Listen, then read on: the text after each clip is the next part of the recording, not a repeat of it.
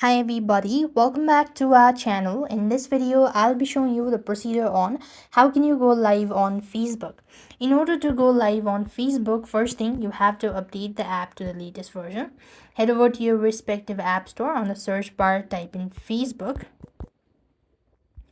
And when you locate Facebook, you want to make sure to update the application to the latest version.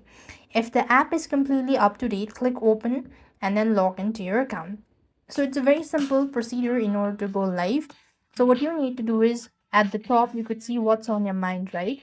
Click that up and it's going to show you this field. Now here, if you go ahead and look at the bottom, there is this live video. You simply click on it, then you have to, or it's going to ask you for permissions. So go ahead and enable all sort of permission and then you could begin your live. So this is the way you could go live on Facebook. I hope the video was helpful. Make sure to like, share and subscribe. Thank you for watching. See you in the next video.